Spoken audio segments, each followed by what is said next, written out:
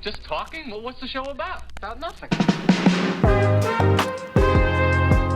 From there, we'll get back into the show. That's the remix part of this episode. Yeah. Remix it. But yeah, everybody has probably heard about the disaster that was the Astroworld Fest. Was it a fest? Astroworld, yeah. Oh, yes, that's what it is. I've been waiting to say that. Astroworld.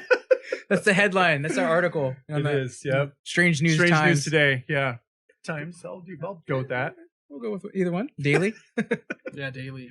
But yes, the what is it? I guess it was a festival with the headliner Travis Scott. Yeah. It was a festival, basically. Yeah. What they had basically a massive catastrophe of like just failure on all ends. Probably. We're gonna sum it up. It's one big clusterfuck. Yeah. Like you couldn't have planned it to be that bad. No. Like, yeah. Yeah. Like fate intervened and said no. Yeah, not this time. But if it's gonna be fucked. Anybody hasn't heard at the concert, there was basically it went crazy and people started asphyxiating. There was people started getting trampled. There was a couple of stories of possible somebody going around with a syringe. I heard, like the security got stabbed in the neck. Yeah, I did hear though that. Yeah. Damn, I didn't hear that. Yeah. There was a story People were about getting punctured. Yeah, that security got like punctured in the neck with they were supposedly some drugs or something like that, and they needed to be taken to the hospital. He just turned into the Hulk later. He was. Well, you kind Why of didn't he save anybody? You kind of sign up for that when you go to a festival, though. I mean, yes. So this is what I wanted to get into as growing up, going to shows, especially like this is what when I heard, it is a tragedy, no doubts about that. But sure. The idea was like, oh, it's not uncommon to go to a show and feel like you're being crushed, like especially in the crowd, tons of people, you're always trying to put your arms up because you can't breathe or something like that. But yeah, they're trying to pin the blame, or a lot of people are trying to pin the blame on Travis Scott. Which is so funny. Yeah, that's what I didn't get. Like, it's like a production. Yeah. Like, and not only that, like people were trying to say that, he wasn't listening to the crowd when they were calling out saying like, hey, stop the show. But like when you're does the crowd have a mic? I was gonna say he can barely hear his fucking something through his monitor. Yeah, I was gonna say directly into his in-ears, and he's like, "Oh shit, that person over there in that 20,000 fucking C crowd, I can hear them saying that they're being crushed. Hold on." Not only that, I mean, how many shows are you at, and like the crowd's always yelling random crap. Yeah, like you don't know what they're actually saying. Yeah, you could try to think what they're trying to say, but so. My thoughts were, it seems like it's mostly on the promoters of the show, which in this case was Live Nation. Mm-hmm. They basically drop the ball in every court. I heard they've been known for cutting corners with setting up these shows. Really? A few allegations came out. They've already battled and put to rest a few cases. Oh, yeah, there was like negligence cases, I guess, so to speak. Yeah, I won't fact check it today, but you guys can do it on your own. But I did hear that. I read it when I was reading another article about Astroworld. Interesting. Well, it depends on who was like, did they subcontract it out? Like, how was the production handled in-house? Because there's a production company called The Facility that does a lot of Live Nation in-house stuff. Like, they build the event grounds, everything from the event grounds to where the vendors put their areas to sell to the stage build itself. They do everything. So was this show planned in-house, or did they contract it out to another production company? One of my good friends used to work for Facility. Now he freelances. He used to he was like Danny Wimmer's like right-hand man. Like Danny Wimmer has done everything under the sun. Like he's one of the biggest promoters in the world. So it's like, I've heard stories about this before, like stuff that's been public and then stuff that's also been quiet. And like one case that comes to mind is Radiohead in the mid 2000s. They had a show where it was a Live Nation show, and this is why they don't do Live Nation shows anymore. They contracted out for the stage to be built, but they didn't use union hands. So the materials weren't well regulated. The stage was faulty, and the stage collapsed during sound check. What? And it killed Radiohead's longtime drum tech. He was with the band for like 20 years. Oh, whoa. Killed him and then injured a bunch of others. And Radiohead tried to sue Live Nation, but they kept it quiet for a long time. Yeah. And then Live Nation just basically kept like pushing the proceedings back. And then ultimately the judge said too much time has passed and the judge threw the case out. So there was never any justice for that family, for anyone that was hurt. Nobody was ever held accountable for it, including like the contractor that built the stage and like skimped out on everything. But ultimately the bullet stops with Live Nation because they contracted out to save money. Yeah. Rather than hiring union hands to build those stage setups, they hired some rinky dink to like cut their bottom line, and someone lost their life because of it. And Live Nation is known to do that time to time. Okay. So yeah, and they got really good lawyers, and so that's one of the reasons why you never see Radiohead in LA.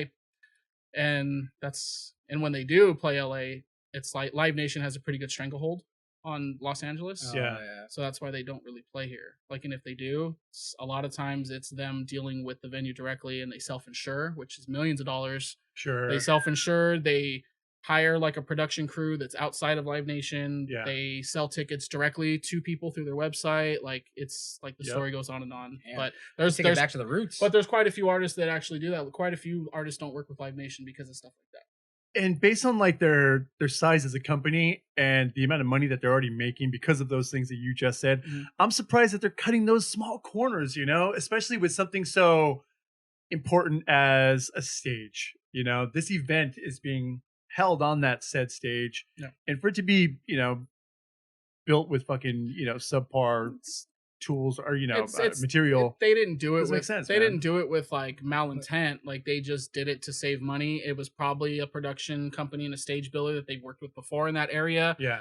You know, it's not Radiohead's job to, I'm sure they probably do it now. Their management probably does it now since going forward, but it's not the artist or the management's job to basically like micromanage those aspects of the show. Yeah. That stuff is all put in contracts where, and this was kind of the thing I was always curious about, is if in the contract for that festival, I was curious as to if it was stated in Radiohead's contract the stage would be built to a specific spec by a specific set of hands, which is union. Okay. So if that's the case, then Live Nation breached the contract, but that's only to the band. That wouldn't cover the death. The death would be, you know, because I guess Live Nation and that contractor kept kicking the bullet back and forth. So like, who's responsible? Casting blame. Yeah, who's responsible? The blame game. Exactly. Who's responsible for this? Who's going to take the blame for this? Radiohead held Live Nation accountable. Yeah. Because that's who their contract was with. It was a Live Nation show. It makes sense. Yeah. They seem like the responsible party. That's why, like, in this case, like, a lot of people are trying to throw blame at Travis Scott. And in my head, I'm like, no. It seems like it falls on the promoter, which is Live Nation. The only people, the thing that they're bringing up, saying why he might be responsible, is that I guess he's been sued twice before for getting the crowd really rowdy and causing damage or something like that. For sure, yeah, But I've heard about this too. When I heard that, like, I see that as that's just part of his show. Like, you know, like he's there to make this the best show you've been to in, forever or something like that. It is, but at a certain point, the artist, when you're on stage and things are going on in the crowd, the artist has to take responsibility to control said crowd as much as they can. I do agree with that, yeah. So it's not like he's gonna take, like, they're not gonna drag him in for, like, it's not like a manslaughter. Like, yeah. But right. I mean, is he gonna be liable somewhat? Yes. Maybe not in court, but he will be liable in the public eye because you can put on a crazy show but still be safe, and you can build, the crowd sections of major shows like that. You can build them in such a way where it kind of like mitigates like crowd pushing and stuff. Like, you see a lot of crowds in a lot of festival builds in Europe. They have the crowds divided. Warped Tour started doing the same thing. Like, that's why they have the split stages that are right next to each other, but you notice like the crowd is divided. Yeah. Like the last 8 years, Lyman was dividing the crowds. That way you don't have such a huge concentrated crowd like that can get pushed, people can get trampled. Smart. But I mean, ultimately, like the artists definitely have to know that if you're trying to put on a performance like that, it's up to you to really keep an eye on the crowd and make sure that your fans aren't getting hurt, because those are your fans. Like, that's a really important thing. Yeah, you want your fans to have a great experience, And this kind of like, you know, Travis Scott is at the top of his game. He has been for like the last like 5-6 years. I mean, you don't want something like this denting your legacy as an artist.